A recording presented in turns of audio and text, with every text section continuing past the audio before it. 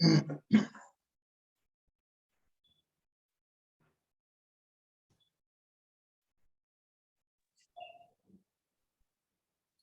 afternoon, everybody. How are you doing? Everybody is doing well? Yes, I see a thumbs up. All right, guys, we're just waiting a little bit more to begin, to give the others some time to log in, and then we'll get right into the discussion. Okay? Afternoon. Good afternoon, Mr. Clark. See me? Yes, seeing you and hearing you clearly. Good.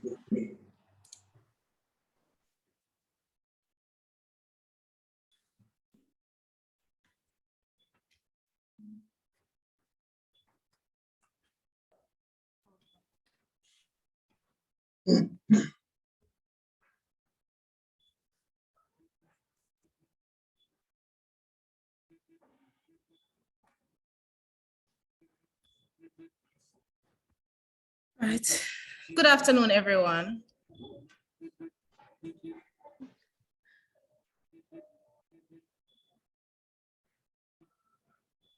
Good afternoon. You're hearing me? Yes. Good afternoon. Good afternoon. Students, I think you can unmute so you can participate. Those of you joining together from a device.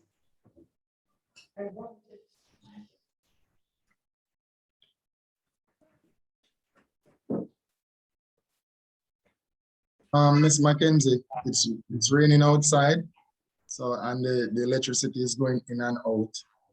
Okay. No problem, sir. Yeah, so if I Okay. get disconnected. Okay, no worries. Thank you. Students, I'm going to ask Ms. Parkinson to just jump in and tell you a little bit about the session that we're going to have and the discussion points that we're going to be going over, because we want for you to fully participate, right? And if you have any questions, guys, we're going to have a segment where you can come in and ask the questions that you have. So we want you to pay attention so you can benefit fully from the session. Ms. Parkinson? Yes, miss. All right. So once again, good afternoon, each and everyone. And I just want to thank you all for making yourselves available at this moment. Today, we are having a forum, and the topic that we'll be looking at today is how it is that we, parents and teachers, can respond to the challenges of drug prevention.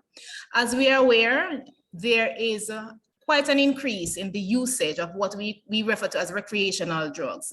And so it's something that is of importance to us. We see it happening and it's recurring. It's a recurring habit now. And we want to enlighten you as students, parents, and teachers as to how it is that we can treat with the situations that we are faced with as it relates to that. And so today we will have a panel discussion. This discussion will be moderated by none other than popular social media influencer, attorney at law, Rush Cam. Many of you know him as Rush Cam. His correct name is Roshane Campbell. So he will be moderating our program today. Our list of panelists consists of Dr. Adian Sutherland, Managing Director of the Next Generation Medical Center. We will have Mr. Orain Ibanks, Principal of the Green Pond High School.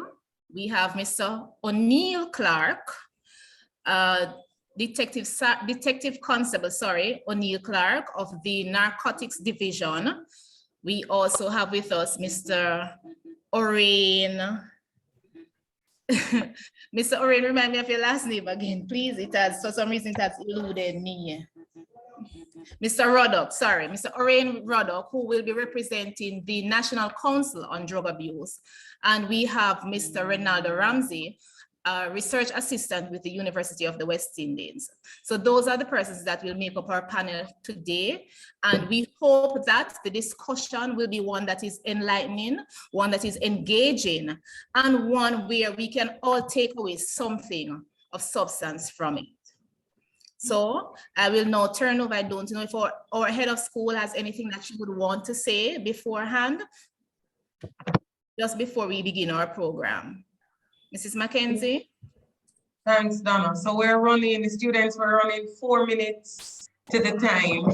So I'm just going to ask that our moderators who are here, that they can tell us a little bit about themselves, and you can get to meet them and connect with them. I'm going to start with Dr. Sutherland, because many of you would have met him when he was on campus supporting us with the medicals over the last 2 weeks. So Doc, I'm going to turn to you. Pleasant afternoon, everyone.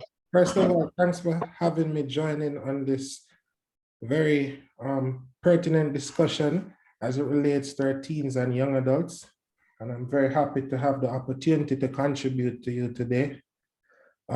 As you know, my name is Dr. Adian Sutherland. I'm from Western Jamaica. I went to the Manning School. Upon leaving Manning's, I got a scholarship to pursue undergrad studies in the US at Wesleyan University. I did an undergraduate degree there. So I had to do SATs, which a lot of you might be preparing for now. And after that, I did medical school at the University of the West Indies. And now, after that, I practiced at Cornwall Regional for the first 5 years of my career. Now, I'm fully private, next generation medical. Wow, thanks a lot, Doc, for sharing. I'm gonna ask Mr. Oreen Ruddocks to jump in. I'm not sure if he's here. Mr. Ruddocks, are you here? No, is he here? No, so I'm gonna turn to Mr. Renaldo Ramsey. He's a research assistant and he's a social media executive as well. He's a student leader. Mr. Ramsey, can you introduce yourself or tell our community a little bit about you? Okay. All right. So good afternoon, everyone. I hope you're all doing well. I see some number of students here, so that's good. All right. So I'm Renaldo Ramsey. I am a current research assistant. I'm a master's student in biomedical research at the University of the West Indies, Mona. I previously did an undergraduate degree in basic medical sciences, focusing on pharmacology as my major. So pretty much what I've been doing is research, but outside of that, I've delved a bit into the realm of social media through a number of roles in social media management. So pretty much for today, I just want to be able to discuss with you guys as much as possible and to really guide you along certain, observations so that you can all be educated. All right, so it's good to be here. Thank you very much, Mr. Ramsey. I'm gonna turn to Mr. Detective Constable O'Neill Clark. He's an officer with a focus, I think, detective in the narcotics division. Yes, good afternoon. Good afternoon. I think we're interested in what that means. Yes, my name is O'Neill Clark. I'm a detective constable. I've been at the Narcotics and Immigration Division for 7 years. I studied an undergrad degree in criminal justice, major in forensic science at the Northern Caribbean University. My career path, you hear me? We're hearing you. Okay. I was a firefighter for 4 years.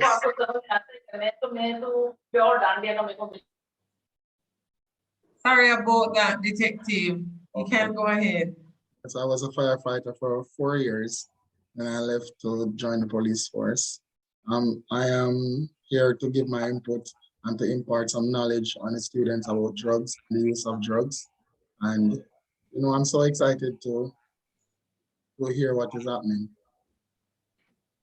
Thanks a lot, sir. And then I'm gonna introduce to everybody a colleague of mine, Principal Ebanks. He is not only a principal, he's a coach, football and cricket coach. Mr. Ebanks, thank you for making the time. I know it's crazy on your side, but thank you for being here. Can you introduce yourselves to the community for us?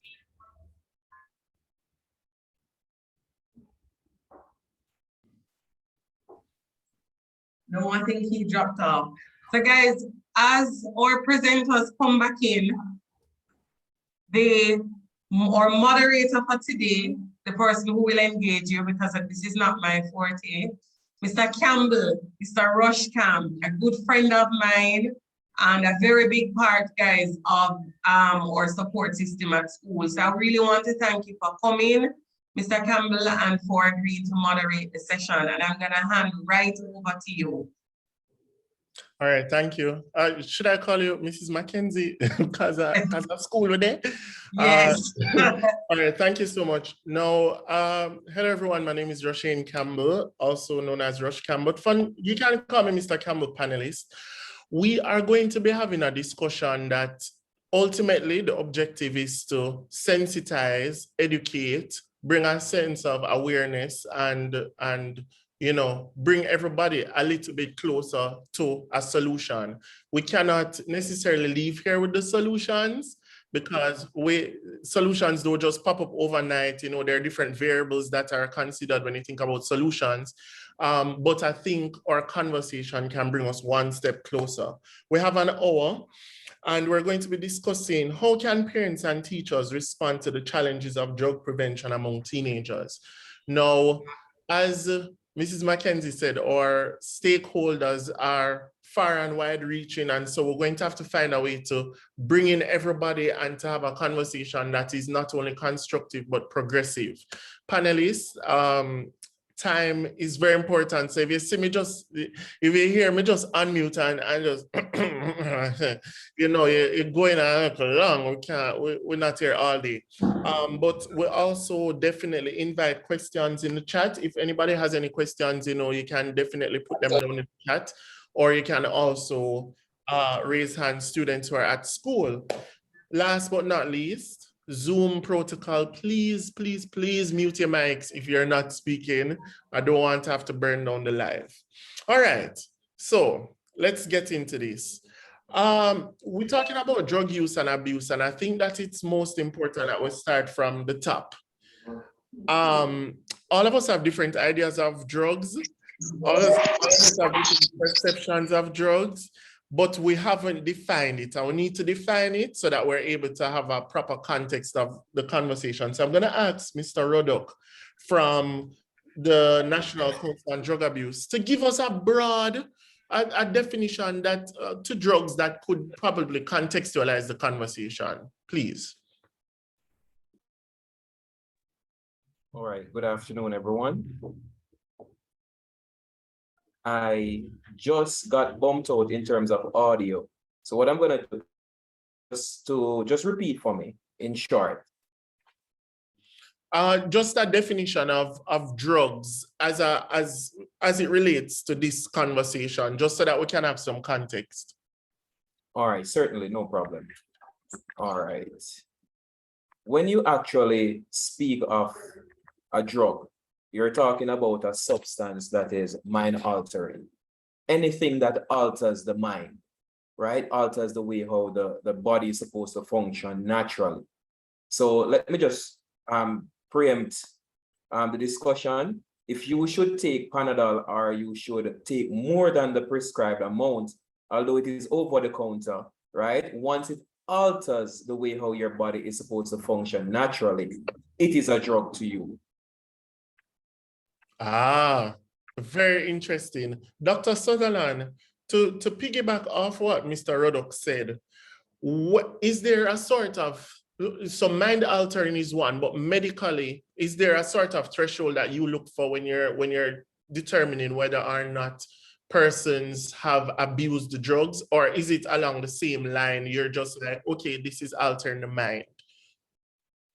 Well, it would include what Mr. Rodok said in addition to some other stuff.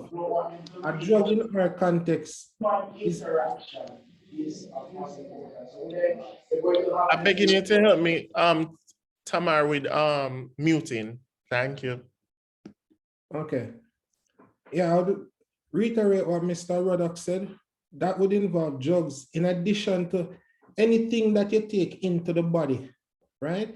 That's intended for other purposes, like recreational purposes, other than what it's intended to do. Because a lot of the things that are abused by teens and young persons as drugs per se, they have clear-cut clinical physiological use, but it's when they are misused, there comes a problem. For instance, a lot of teens might say, how they use Adderall, right? To help them to concentrate and to study them. It just make them calm. Like if they haven't been studying all semester and they want to cram the whole semester into a night or two, they'll say they just take the Adderall. At least in my time at college, that was a big thing. Now, Adderall has good uses, but to how college students use it, they overdose on it, and that's where you get the problems. Interesting. So why I'm very happy for us contextualizing is because one of the biggest issues around drug use and abuse that we've seen, and you were discussing this yesterday, is that everybody thinks that they are off limits. So this could never be me. I'm not on the corner smoking a spliff. I'm not in the party taking shots until I die. This could never be me. Parents think my kids don't do that. They don't have the look. They don't sound like it. They don't talk like it. And students think I am not doing that much that I would say I'm abusing a drug. But this conversation, based on the context that we've received from Mr. Ruddock and Dr. Sutherland, is something that could touch any of us. So, Mr. Ruddock, from your position, how have you noticed, or how are you able to identify drug use among teenagers? Now, this is more so for the parents because we're talking about indicators. How have you guys been able to identify that? Any special behaviors, any key signs, anything that we can look for? Mr. Ruddock?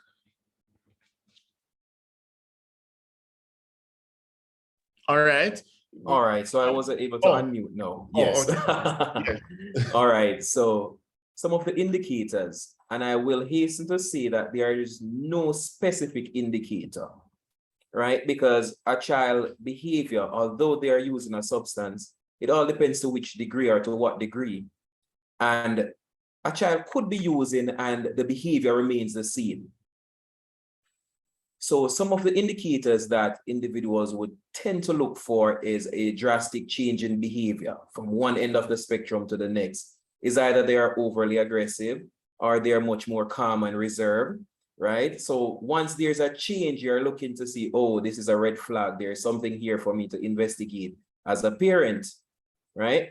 What if they wouldn't necessarily talk back to you, but you notice that they're not directly talking back, but the attitude, the physical, the gestures, it's getting much more pronounced.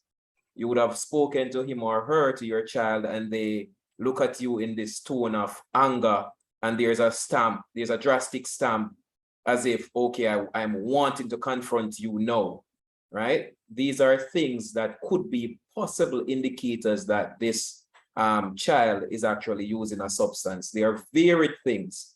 It could be that the child would have had his or her dinner completed, but you notice that for a period of, let's say, 2 weeks to a month, no dinner, the dinner is just barely scratched.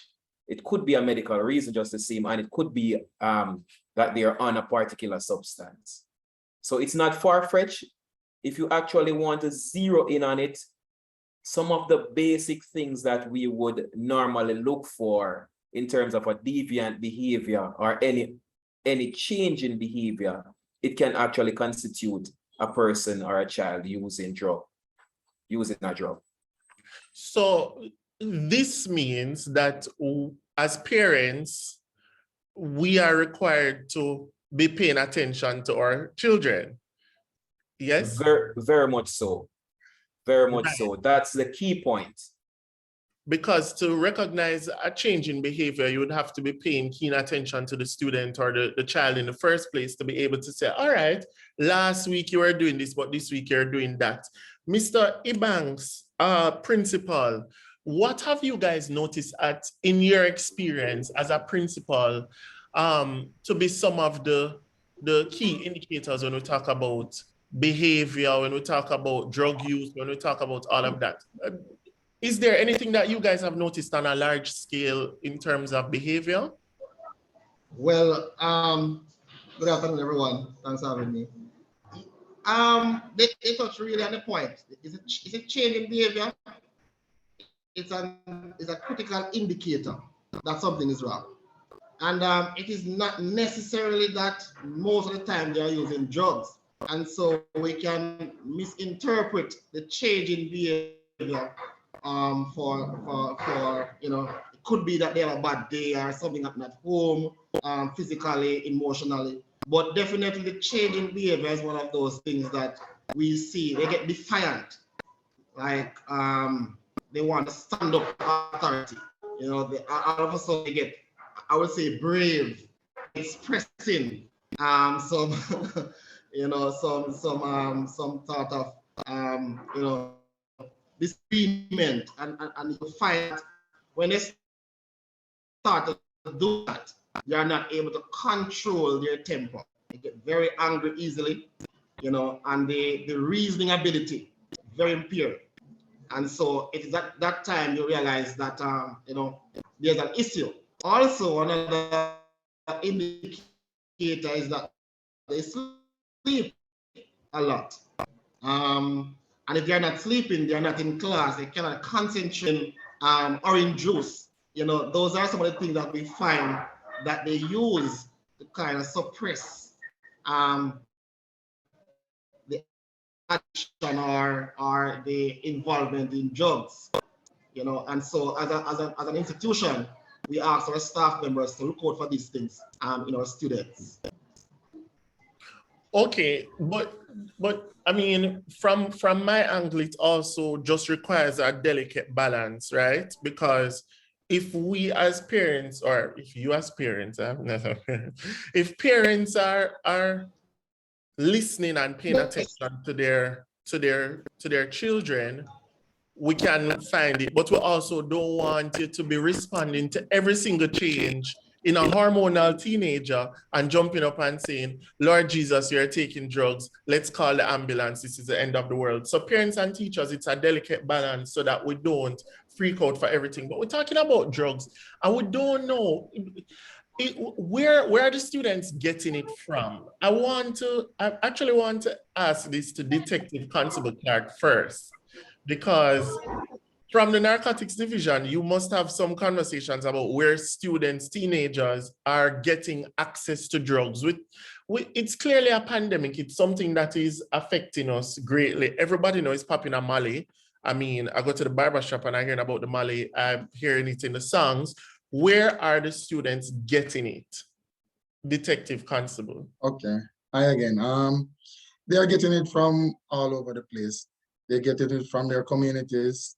They're even getting it at school, friends. They're getting it from everywhere. It's drugs like Molly and marijuana. You know, it's easily accessible nowadays because most of these young people are using it. So it's all over. It's in the streets, all over. So they're getting it from every angle. And Mr. Ruddock, do you notice that there's any correlation between parents' usage and children's access to the drugs? So for example, if there's a parent who, because marijuana, as you said, if you're not using marijuana because you have arthritis and you just smoke it just because, or you're using the vape with the CBD oil, it is considered drug use, at least for recreational purposes. Do you find that there's a correlation between the parents' use and students having access to it? All right, just before I jump into that question, I would want to say that a key point of access for kids when it comes down to any form of drug now in this century is actually social media, right? That's a go-to. The go-to is social media. Just to jump to your point now, there is actually a correlation. I will not point to say to what degree, but what I will say is that when a parent is actually using, the child actually use that as a form of autonomy to say that, listen, my immediate role model, the person who I should be looking up to, is actually doing it. So who dare me now to say to that child, listen, you need not to do this, while the child role model is actually doing it. So there is a correlation. Some parents won't be using, but the child will use. It all depends on the peer pressure factor or the peer group factor. So in some cases, you will see the correlation. You said something about social media, and I'm gonna go over to Mr. Ramsey after this, but I wanted you to touch on that because I am on social media. I use social media. I work on social media. Never in my life have I been scrolling on social Can I media. say something? Yes. Social media is there to promote it. It's there to promote it, but I don't think it's a go-to factor because people will say that they use it on social media, but not to sell it. They're not using it as an advertising media. So you're just saying that it's the influence. it's an through influence. social It's an media. influence. It's an influence Okay. of Because I was gonna say, because I know people are listening, we have participants. I don't want us to think that they're Molly stores on IG like how you can buy a Shein dress, right? But it's the you can. Okay. Well, it's the influence through social media. Now, Mr. Ramsey, what is the research showing in terms of social media, its impact and its influence on our teenagers and drug use? Is there a real correlation? Do you think so, or is it farce? Right. I actually do believe there is a correlation, and as was mentioned before, to what extent we're unable to specifically say that. But as was explained as well, when you're looking through social media, you see the different parties, you see the different posts of people smoking, persons talking about drugs. And again, you're looking at the younger persons as well, within the age groups of a lot of our students as well. And you're seeing all of these different posts, you're seeing kind of a glorification of drug usage, then it directly looks at now what impact that is now going to be having on these students and the persons who are actually seeing this. And what you get is a number of times, and as you know, social media is a thing that pulls you in, and it also pushes you towards certain likes and dislikes that you probably didn't even know you had before. But it pushes you to that place where you know the acceptance, you know what is in, what is lit, what is hype nowadays, and so that really fuels a lot of the choices that we see younger persons making with usage of drugs and again the glorification of drugs in and of itself. All right, so let me ask a controversial question. Right? We have shows like Euphoria, right? Yes. Mhm. Anybody who watches Euphoria or any show on Netflix, to be honest, that's a teenage show, say drugs are used. Yeah, man. Could we say, is it fair to say that maybe, and I know the answer is no, but is it that we're just making a big deal out of nothing? And this is just the time, because in the 90s it was cigarettes, and now is it just that we're a little old-fashioned? That's what the students are thinking. Only can go and talk about whatever, only live on the life and come now. Are we making a big deal out of nothing? What do you think? Honestly, I don't think that we're making a big deal out of nothing because it is having a damaging effect on these young people. And you're seeing it all over. You're seeing it on the Netflix. You're saying you're listening to it in the music that they listen to. It's there in their face. So we as parents, because I'm a father of two, and we as parents, we need to be in the know at all times. We need to keep up to date with our children, and we need to monitor them because most of these children that are using these drugs are not being monitored properly. They're not being monitored properly. I'm telling you, because sometimes with my son, I'm speaking of my son. My son lives in Canada, and I track his friends. I tell him what to listen to. I listen to what he listens to, even though I'm in Jamaica. So anything he access on his device, I access it. You understand? So we need to monitor our children properly. And I think it's down to the parenting and how we treat our children. All right, thank you for that. I want to hear from Mr. Ramsey from the social media perspective as well as through the research, and then I want to hear from Mrs. Mackenzie because I think that she has something to add based on the conversation you were having yesterday. Okay. Right. So in continuing that, and it's good that you also noted euphoria. That was that highly, showcase kind of drug usage among teenage populations. And you're looking at other movies of the same sort, where a lot of these teenage related films nowadays are more glorifying again the use of drugs. And as to the question that you had earlier, whether we're making a big deal out of something that doesn't have to be a big deal, I'd say it is a big deal because even in recent reports, and I mentioned to the team yesterday, we're looking at the young lady who had multiple shots, for example, right? And you'd be looking at that and be like, oh, she's just doing shots. I mean, we never really you wouldn't really expect anything big to come of it, but she lost her life because of that. And so these are some of the things that you're seeing among the teenage population now, where a lot of students are either using multiple drugs, or they're using drugs at high doses, or they're using drugs very frequently. And so when you're looking at the possible health risks that are there and the possible things that can really happen from that indulgence in drug usage, you're really seeing where it's a cause for concern. So yes, back in the day it was cigarette, and yes, cigarette is still around the place. But we're looking now at the teenage population and how much something of this sort is being glorified in the music, in the movies, in the in social media. And so you're looking at something that can cause a whole lot of damage among our youth population. And even through our schools, you're going to be seeing where guidance counselors and school administrators would have to be dealing with these students on a daily basis. So it is a cause for concern, and it is something that young people should really desist from, because it's really not good. And we're going to have a conversation further on about whether or not the conversation is not to use or not to abuse, right? But we're going to jump over to Tamar. Tamar, you wanted to add something? I wanted to jump in because one of the points that was raised was with access. And a perspective I wanted to share on it is that I can remember as a child, I would hear teachers always saying in PTA meetings, parents, remember never to send your children to buy cigarettes, never send your children to go get beer for you or liquor for you.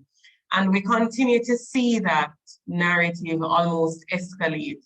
And I think the perspective that as parents now we need to come to terms with is that when we smoke, engage, abuse things like alcohol, or we smoke in the presence of our kids, we're inviting them to practice. And if they keep having these training days with us, it's only a matter of time until they want to play in the big leagues. And the social space now actually rewards playing on a field of extremity. So what we would have seen with that young lady who lost her life, it's not new. We would have been seeing people taking shots for whatever age they're turning. So if you're turning 20, you're gonna go out and take 20 shots. I mean, granted, some people will say, okay, they're gonna take the shots over the course of the month or a week. It just kept escalating. And I think for a lot of times, our kids somehow feel that to get the viewership, to get the likes, to be trending, you have to play in that space of extremity. So I think as parents, we really have to double down on what are the spaces that we have our children in, and what are the examples that we're setting? Because if I vape and I have it and I have access, I have a lot of it, am I putting it up properly? So just as how okay, you have to practice gun safety if you're a firearm holder. How do I put up my liquor in the liquor cabinet? The kids are getting older. How do I shut down my home? How do I manage the supervision of my child, their things, their spaces, and how do I also engage them to see where they are? So I think it's one of the things that we really have to touch as well, where we can look at where our kids are and we respond appropriately. Thank you very much. Yes, go ahead. Yes, I was going to say, if I'm able to just jump in a little bit there, just looking at what was said, it is actually jumping out that we need to start the conversation as parents. You need to educate yourself along the lines of all these drugs that are trending so you can start to educate your child or children? And also, is it that you are saying, do as I say, but don't do as I do? That's a big question to ponder. That is exactly where I was gonna go next, because I wanted to kind of break down from a medical perspective why it is. We all know that it is not a good idea to use and abuse drugs, right? Generally.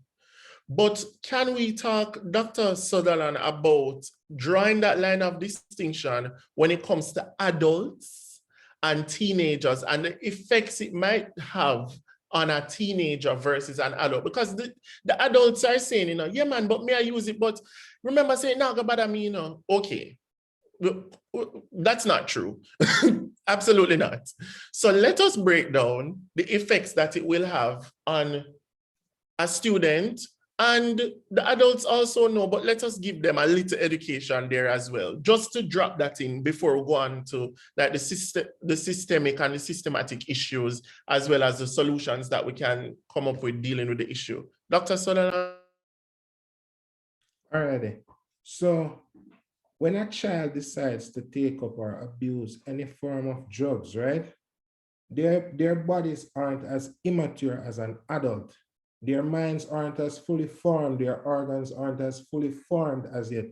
And the organs are said to be naive to the drugs.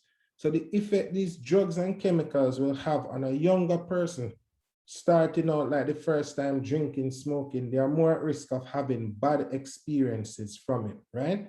The reason some of the adults don't have that bad experiences, one, their experience with drugs have been over time. But when we see that younger persons take on drugs, as Mrs. Mackenzie was saying, they do it to an extremist type of level. They try to overdo it in the first or the second go, then they end up into problems.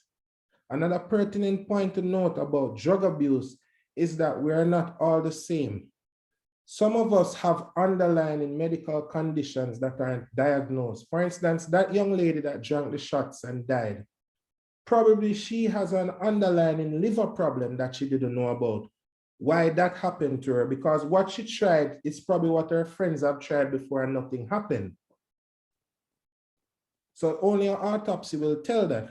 Another thing to note is that we're not all the same in terms of our minds and our genetics.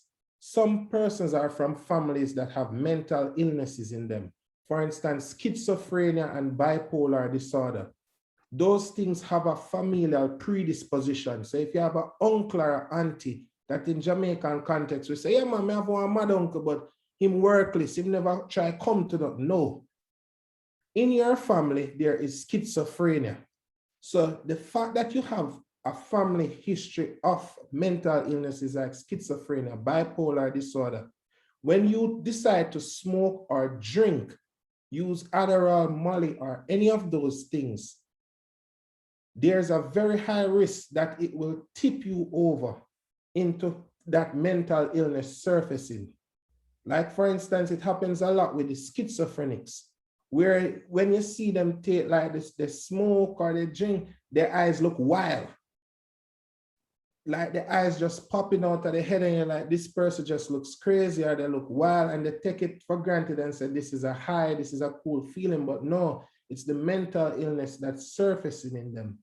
And that's something as families and parents in the homes, we have to talk to children about, that they are not the same as their friends, because nobody wants a mad child or a child that has to go to Ward 10 or Ward 21. And it's as simple as 1 weekend of smoking can land you on the mad people ward, as they would say. And then everybody is saying, how this happened to my child, this can't be me. Life unfair. Life unfair. I must add to that, Doc. Not to cut you, but I must add to that, and it's something that happened to one of our students recently. He's currently at 10th floor.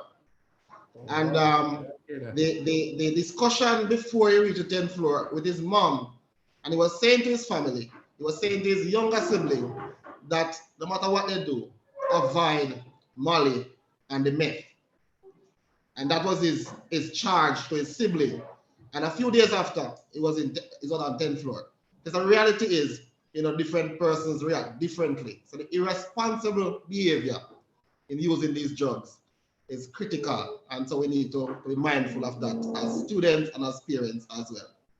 So I think I just want to remind us of the key takeaways so far in terms of what Dr. Sutherland just said, which I think is a very good segue into Solutionville and identifying the real issues and how we tackle the issues where they are. We're not all the same. Puss and dog have the same look. So your best friend, I know someone, no joke, I know two people from the same class. We're in the same class in high school. Two of them were best friends. The two of them use drugs. One is a CEO and one is on the road begging. And it's just like you just never know how these things could affect you. Also, we're predisposed, many of us, and especially as Black people and people who are from post-colonial, we have the history of depression, we have the history of anxiety disorder and all of that. We're predisposed to mental health issues, and that can tip us right over the scale. As we go into the next half, because we're now at 1:30, I want to go into solution and dealing with the issues. Mr. Ebanks, I know for sure that you have a policy in place for your student athletes and whatever, but one, can you tell us about what you have been doing from your point of view to tackle the issue, but also how have the parents been responding to it? Are the students responding to it? Because the parents are one thing, parents can't always say what they must say, but are the students also responding to it? Give us a little framework. What's your policy at Green Pond, and how have you been able to tackle it? All right, so one of the issues that we had over the years is that students used to, I don't know how they do it, but they used to slip the drugs onto the compound. The weed, the rum, and the different things. Recently, vaping is one of the things, the new trend. And they slip it somewhere, they have the creative way of getting it onto the compound, even though we search at the gate. And they will find themselves over the poultry house or in the bathroom, and they will use the drugs. There was one time that we found a merchandiser on the compound, somebody who actually sell to the students on the compound. And what we found is that these students were inclined to the sports. They love the sports. And so we found that it's something that they want to do. And so we use that interest. And so we created a policy for the sports department, mandating that if you want to be a part of this privileged group of students, you have to be drug-free. And since we institute that, trust me, it has worked tremendously in getting rid of the drug use on the compound among those students. It's not just not boys, girls as well. So all the sporting activities, they must they test prior to training and during competition. And once they are caught, they're positive, then they'll be removed from the team. And so it has worked. But there are other students who abuse the drugs. And what we have been doing with the parents, so it is in collaboration with the parents. So what we do, once we suspect, that's what we want to suspect, that they are using drugs, we refer them through the guidance department. So they refer them to the guidance counselor, who would then refer them to the drug testing. This is a requirement for them to return to school. And we have not gotten any pushback from the parents because they want to know, because the truth is sometimes they don't know that the students are abusing the drugs. And so they want to know. And so we have them getting the students tested, returning to school. If they are positive, then we put them on a program where they get counseling, and the intention is to rehabilitate. This has been working tremendously for us. The truth is there are some that will still abuse the system, and we are working with those. But intention is to get rid of the use or the irresponsible use of drugs. When I get to that part where we talk about solution, then I can tell you some more as to what we can do as cool as society as parents to help within this culture. Thank you. That's very interesting to me because I've never seen a framework like that, you know, where you say, okay, I'm going to get tested, whatever. I have so many questions about where they go and all of that, but I won't even get into that. What I will ask is, Detective Constable Clark, from the police's point of view, right? You know what, let me just ask it generally. How is the police involved from like a large scale? So, all right, Tamar is my mother, and Tamar said, boy, I feel like Rush might be using drugs. Can we come down to the police station? Like, how can the police be involved? That's question number one. And number two is, from your investigation and interaction with young persons, have you noticed a correlation between those who are involved in certain types of behavior and drug use? All right. Yes, you can come down to the station and we will assist you as best as possible. As we have a department, we have the Sisoka department, which in cooperation with National Drug Abuse, Council of Drug Abuse, so they work hand in hand.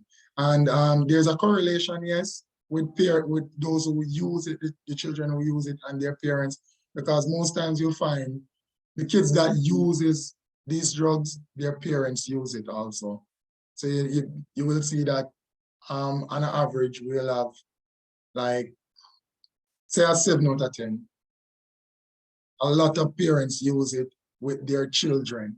You understand? So we see these things, like even the other day at the airport, we went on a secondary operation because we see some drugs. And when we went to the house, the boy was 16 years old, and his dad and his mom was there, and they all smoke weed.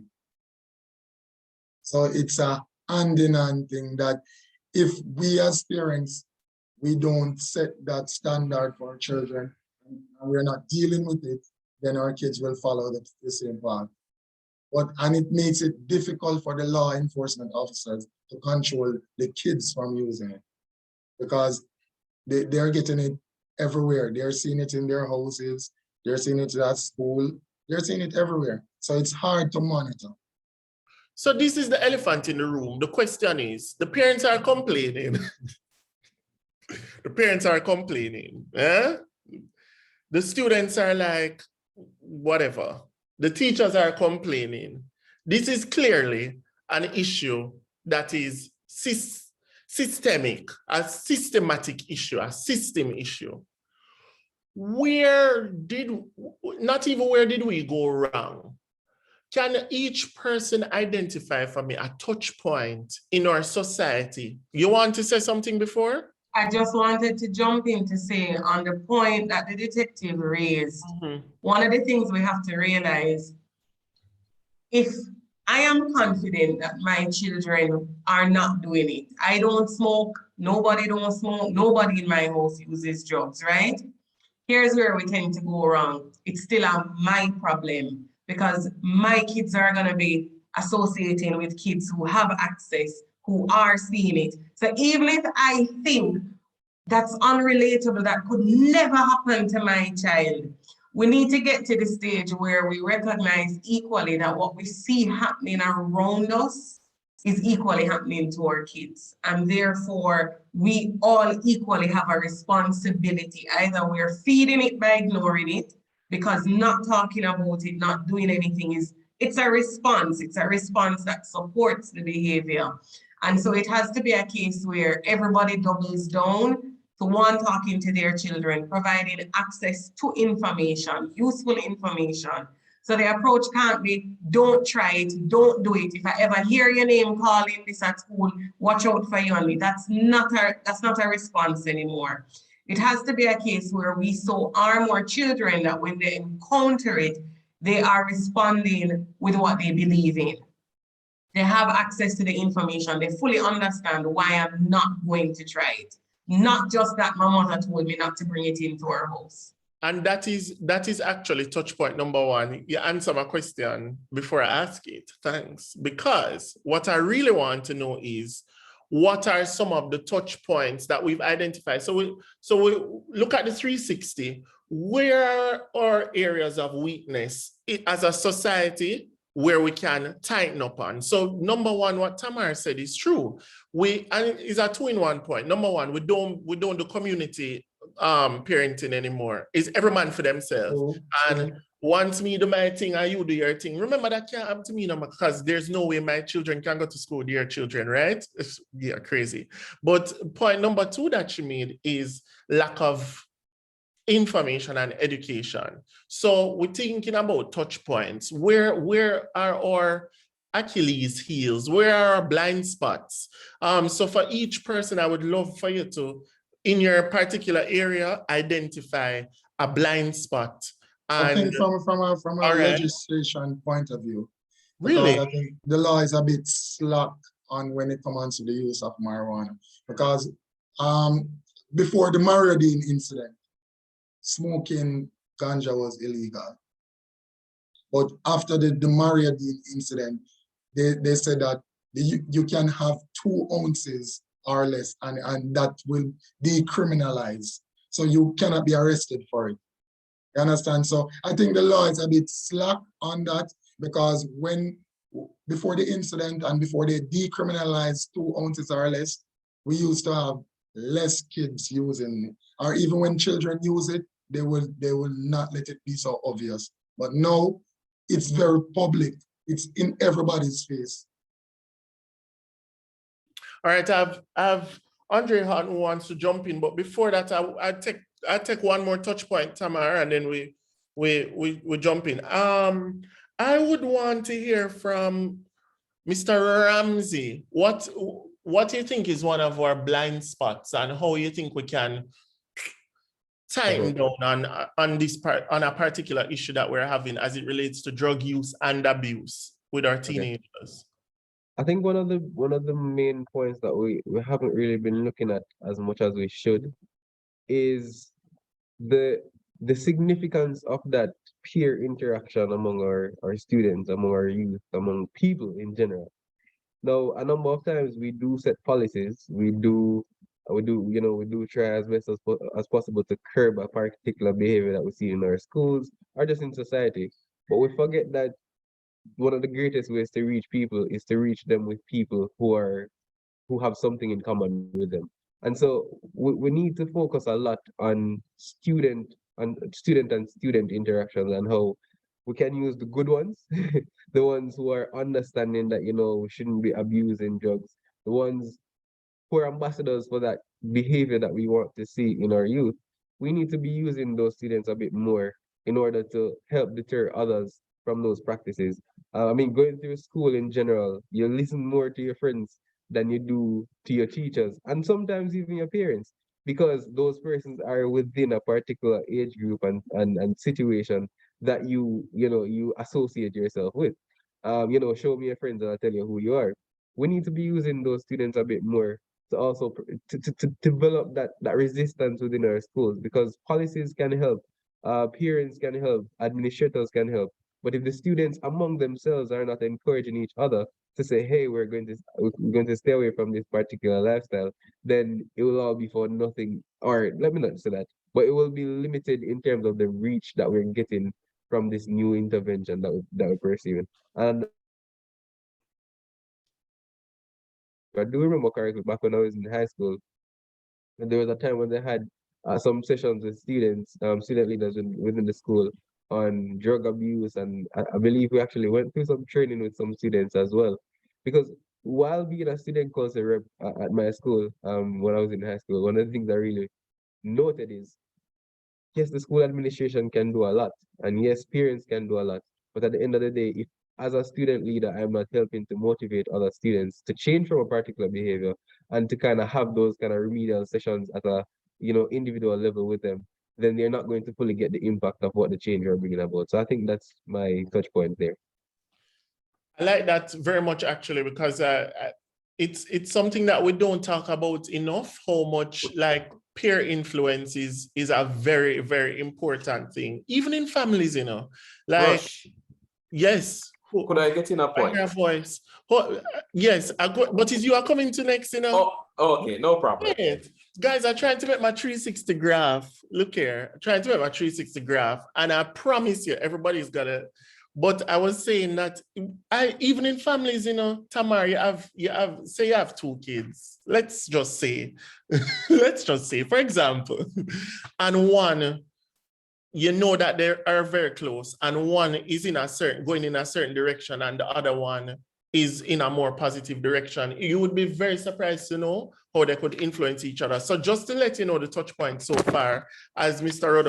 Roddock gives his touch point, we have education, community family building and community parenting, legislation, peer counseling. Mr. Roddock, what say you? And you would have introed my point, right? Our points in terms of the 2 kids situation, but yet they are different. It could be a factor where, yes, although they are different, they were born at the same time. They could even be twins. However, your style of parenting or the mode that you would adapt to handle one child might be different from the other, even in conversation.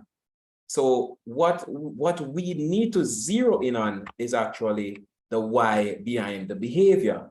The why behind the behavior for a lot of kids, right, when they actually converse with us.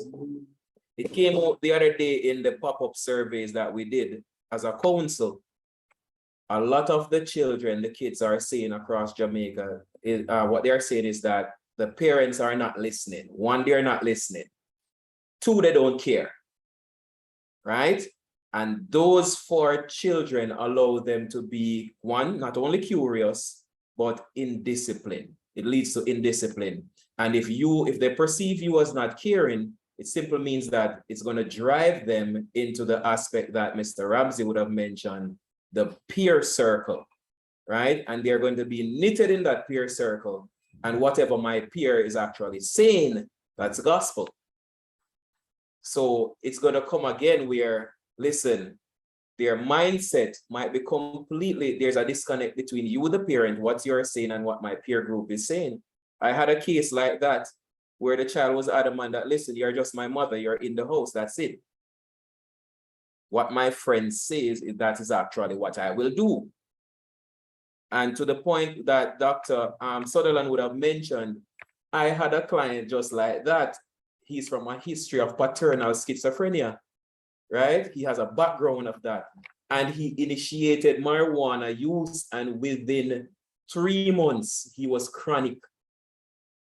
He was a full-blown schizophrenic individual with a lot of episodes, serious, one behind each other.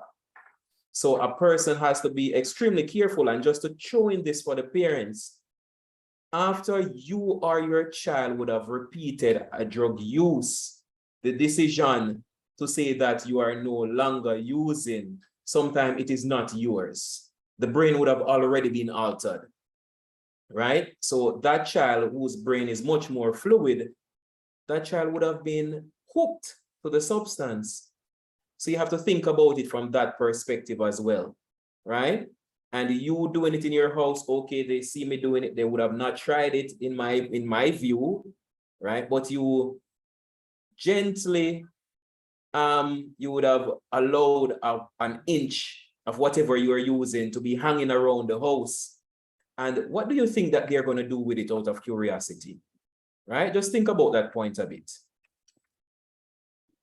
As we think, thank you, Mr. Roddock. We're in the final leg. So, you know, when you have relay, I think who would just get a button now? Who usually run, Sharika run it last time, you know. So we're on the final stretch now, people. I want to hear from, I'm going to ask a very practical question to Dr. Sutherland, but before I do that, I know that Dr. Andre Horton wanted to jump in. Dr. Horton, I'm giving you a few minutes, a few seconds to jump in. Bam, bam, bam, bam, bam, because we're in our last final stretch. Dr. Horton, are you here? Yeah, man, I'm here. Hi, everyone. I was listening to the conversation, and it's really good because what we're doing is that we're getting all the issues surrounding why our young people may or may not use drugs. But what I'm realizing is that for most of us, when we talk about drugs, we talk about marijuana mainly. The idea is that marijuana, yes, was decriminalized in 2015, and the decriminalization allowed persons to have X amount on them, 2 ounces. But the fact of the matter is this: we are in an economy and a society where we're faced with many challenges, not just marijuana challenges, but challenges as it relates to other paraphernalia. We're hearing about the Mali outbreak that has been taking place among the young people and so on and so forth. The point I'm trying to make is that we have a National Council of Drug Abuse, and they have to play a more important role with these parents because drugs is something that is going to exist. And like alcohol, they have markets. Coming from an economic standpoint, because of the markets, then these goods will continue to be supplied. So if you take a country like Portugal, for example, who legalize all forms of drugs, every single one of them. And what they realized from legalizing it, the taboo that surrounded the use of these drugs, why it was so prevalent, was gone. So it reduced the drug use among adolescents, among people. So we have to think about policies that we can implement. But the idea is that we have to have more public awareness about the benefits and disadvantages of drugs.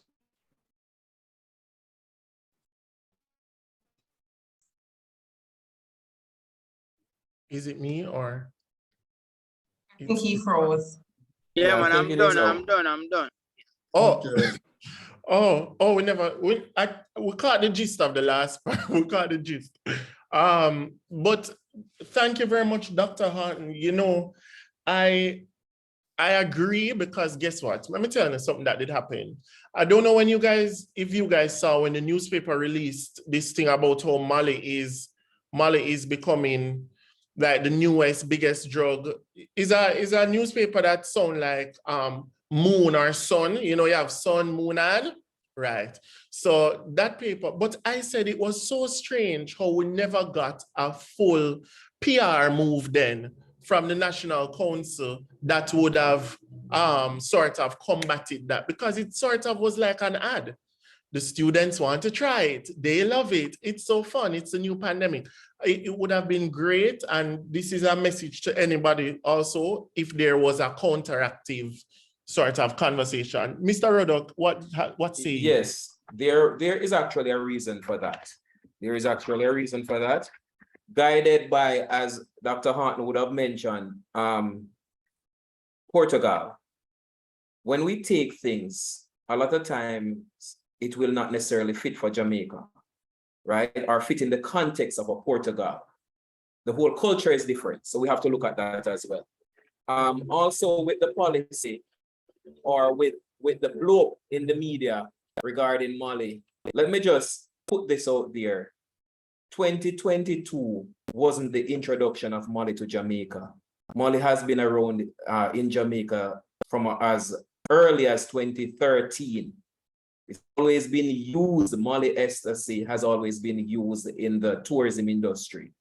What has happened now is through the revolutionization of social media and the trending, what is trending, the songs, right, would have allowed the cross-border situation.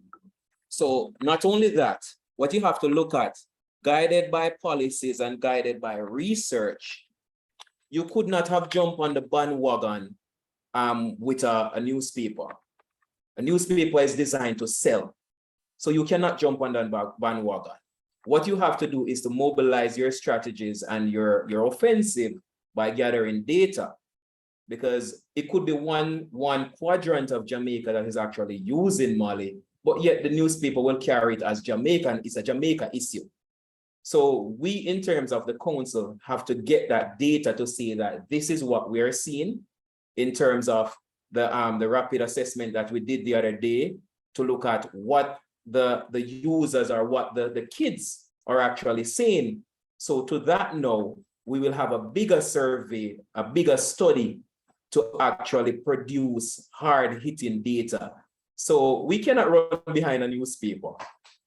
But however, with that said though, I think that each and every one of us as a stakeholder, as an agency, have a role to play. And sometimes the way how we position titles for views, because not only the kids are doing it, agencies are doing it, institutions are doing it to get more views, more likes, right? And more paper being sold. So we have to be mindful of that. And this in itself, yes, man, this in itself can have a bad spin-off. Oh, there's a Mali outbreak in Jamaica. I have seen children just laughing at that title, right? Children are saying, so hold on, I know them know that. Yeah. Right? Yeah. It's just like when the Star would have put forth the greater cake thingy to say that the edibles have always been in Jamaica. And then our we grandparents stupid. Right. Right. Definitely, I understand that. Yeah, but remember, guys, remember the point that we are making is the public awareness from the National Council on Drug Abuse. The point that we are making is not to adapt anything that another country is doing. The point that we are making is that we, as a country, or us, we have to find the size shoes that fits us. And it has to come from, so if Mali has been around since 1900, then why is the National Council of Drug Abuse only trying to talk about ganja or trying to talk? You understand? We have to be proactive in what we're doing. It's not just a talk shop about, oh, this has been around long and Portugal did this. That's nonsense. We have to get active. Understood, and that is that is definitely why Mr. Rodok is saying that the research though has to drive the activity. And so I think we're all definitely on the same page. Now, as we wrap up, I want us to Mr. Campbell, do you think that we're sometimes we're a bit reactive to these things? Absolutely. Yes, And that is 1 second, Mr. Clark. Absolutely, we're reactive, and it's actually what we're going to be using to frame the last portion of our conversation as we wrap up, because what we've been seeing, and from our conversations, what we've been seeing is that we're like, okay, this pops up, then this is what we're gonna do. This is what's happening. And that is what Tamar has been saying for a while now in terms of parenting and policing and teaching and all of that, that we've always just been reactive versus setting the path, setting the framework for our students to exist and to live. So the real conversation now is, how do we modify our approach so that we are proactive and not reactive? How do we modify our approach so that we are not speaking at students, we're not speaking at each other? How do we modify our approach so that it is, as Dr. Hart would say, a shoe that can fit us Cinderella style?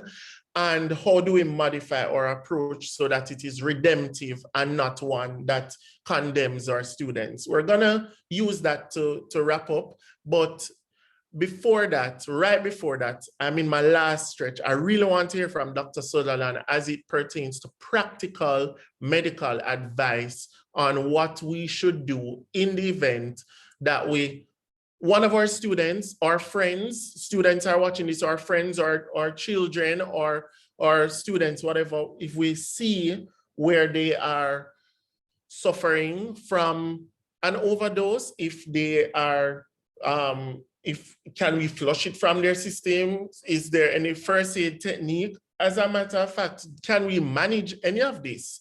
Can we get to it before it gets to the stage of the girl who took the shots, whatever, from a medical perspective? How can we arm ourselves to help each other? Dr. Sutherland, and then we'll get into the answer about modifying our approach. All right, that's a very pertinent point. The basic things to look for has to do with the ABCs of life. If you know someone has ingested any form of drugs or chemical and they have any problem breathing, or they're just panting hard, or they just seem not to be breathing, they seem lifeless, right? They seem listless. They're not speaking as usual. They're weak. They're far off from their baseline. And a lot of times you can also look in the eyes. It's like most times the eyes are like popping out of the head at you, right? If they seem confused, anything like that requires immediate medical assessment. You need to get them to the closest doctor. Don't take it for granted that this is how they always respond when they take the drug, because it can be something more serious going on there. So those would, I would say, be the telltale signs, things they can do on the way to the doctor if you see any of these things happening. Fluids, always good. If they can drink, that's good, because what happens when you drink, it flushes out whatever chemical is in the blood out of the body, either through the liver or through the kidneys. So having them drink a lot of water is actually very good. You can get some of the liter bottles of water and try, before they get to the doctor, tell them to drink 2 of those. You might be surprised of the results that you get, because that would just be flushing out the stuff out of the body. Because the body knows what's good for it and what's bad for it and what's in overdose. Our bodies are specially made by God to recognize that. So once you pump in the fluids through the person, it will flush out. It's the same as if they put on an intravenous access in the hospital. It's just that they're drinking through the mouth. So I think that's intravenous access.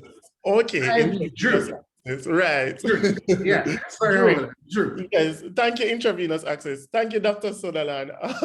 So as we wrap up now, I really want to hear, how do we modify our approach? Here's how we're going to do it. I would love to hear from Mr. Ramsey first. How do we modify our approach? Remember the context of it all, reactive versus proactive, not talking at the students, thinking about our touch points earlier. Obviously, this is solution time. After we go to Mr. Ramsey, I want to hear from Mr. Ebanks. Then we hear from Detective Constable Clark, and then we close off with Dr. Sutherland and then Mr. Ruddock. You hear how the order go? Each person has a minute.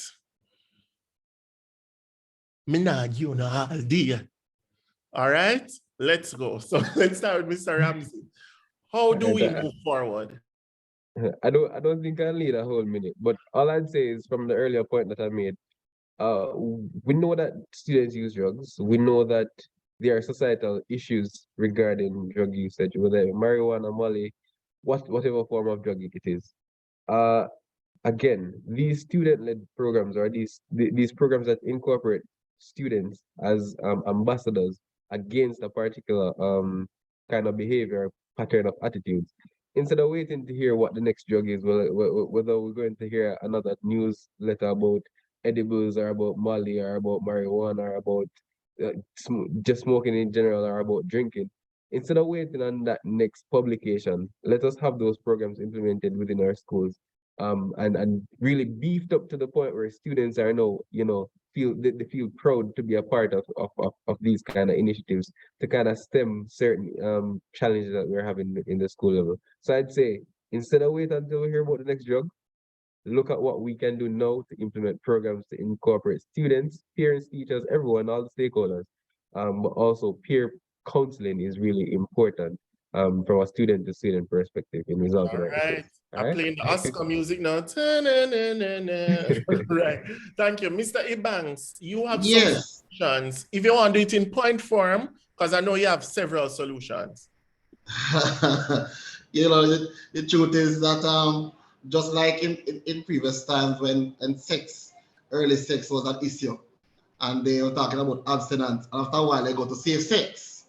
The truth is, the drugs are out there, they have access to it.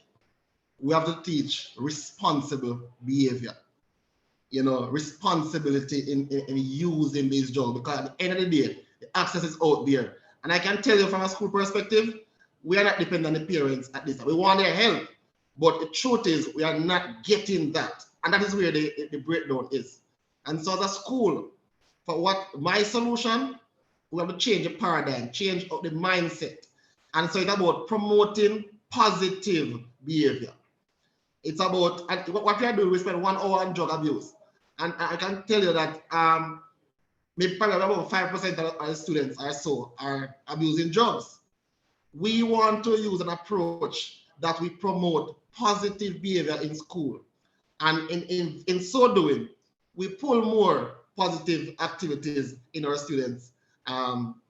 You know, and the drugs thing, we deal with it as it comes. That is my solution. All right, so the question about whether or not it is it about drug abuse or is it about proper usage? That is Mr. Ebanks' takeaway, proper usage and being more positive in your approach at school. Detective Constable Clark, what do you say? 1 minute. Yes, I don't think I need a minute, but I think as Mr. Ramsey is saying, sensitize our children on it and the parents.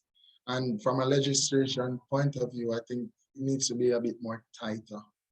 It's kind of slack when it comes to certain drugs.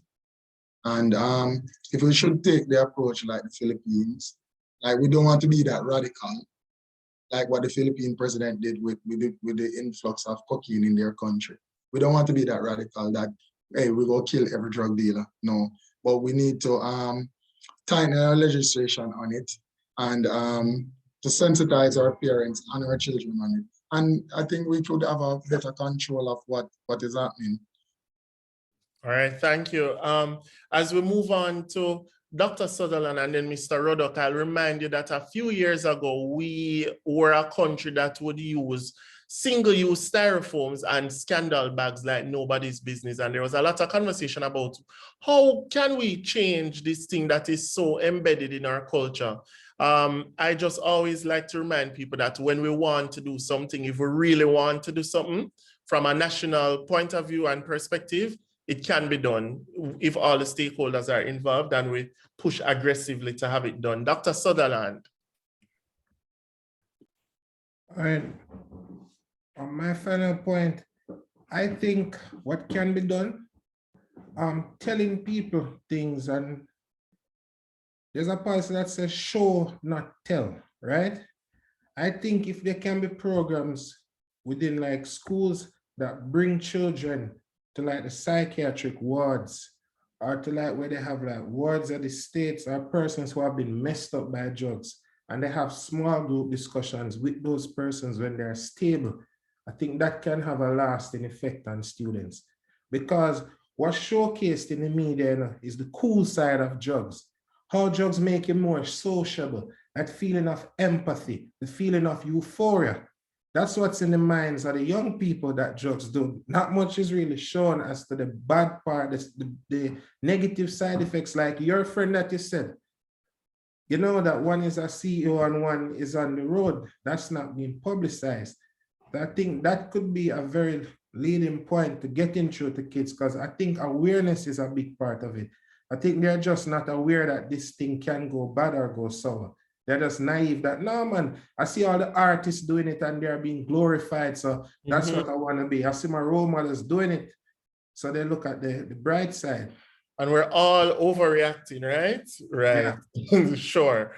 As we close, I'd love to hear from Mr. Ruddock, reminding you that he's the substance abuse officer at National Council on Drug Abuse, someone that we've definitely leaned on in this conversation as a resource.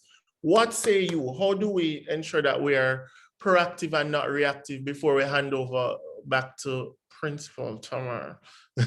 All right, thanks much for that. And I will concur with the Sorry, you also have the minute. Yeah. Yes, man, definitely. Less than it I'll use. I'll concur with the point of legislation. We have laws, but our laws, they are somewhat ineffective because even foreigners who are now plying their trade on our shores are selling youngsters alcohol, different things, walking in stores in uniform, purchasing, right? That when they are accosted, they pay a fine, a meager fine, and they are back to do what they are making money from. So we need laws which much more rigidity to curb some of these things. The empowerment of the parents and the students alike, right? The continuous sensitization. Sensitization is always being done on the ground by NCDA and many other agencies, right? From a school level, and not even a school level only, an alternative form of fun to this so-called normalized view of fun now that is laced with various substances, right? So let's have fun creatively without thinking about having fun with the drinking, the smoking, what's next, the mushrooms, different things, all these things.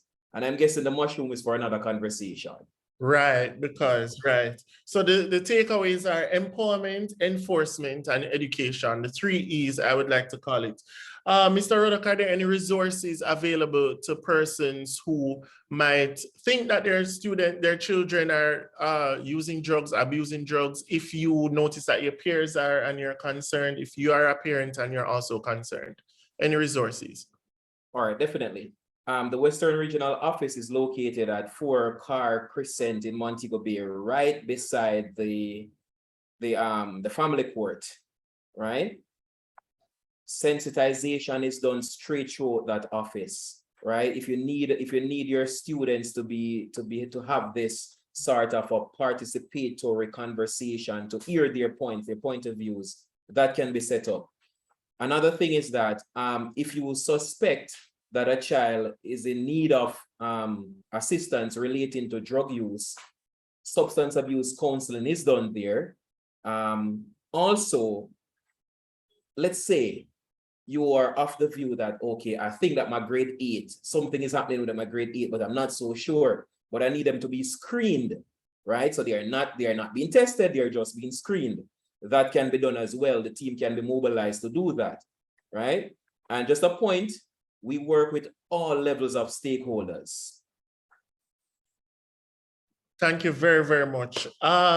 People, we could go on for another 4 hours because this is not an overnight conversation or one that can be addressed in just a few hours. But I definitely think that this conversation was useful, impactful, and one that we can use as a springboard to go into others. Just a reminder that we are a community, each one can reach one, and we are not going to solve this issue alone or through any one magic potion that would dash Pandola, Jamaica and say, see it there? Yeah, man, no more drug use and abuse. Thank you very much to our panelists. Thank you for the insight. Thanks to the parents who have joined. Thanks to the students. Thanks to Dr. Andre Harton. And thank you very much for the invite to moderate this panel. I absolutely learned a lot, and I hope that we can have a part 2 to this conversation, probably in person. Tamar, thank you for having me. Do you have anything to say as we go? I just want to thank everybody for coming, for making the time and sharing with us. I also found the session to be very useful, and I find that the content was very relatable, especially for the children who are there sitting down in class, listening in. So thank you everybody for the time, and we'll definitely be in touch for part 2. Thank you so much. All right, cool. All right, and we also have the office number for the National Council on Drug Abuse, 876-879-4490. Can write that down, 876, all right, go, 879-4490. Thank you very much, everyone. Have a great rest of the day. And please be responsible with your drug use or don't use it at all. All right, bye. Thank you, and all the best to you. All the best. All right, thanks. Have a great one now. Yes.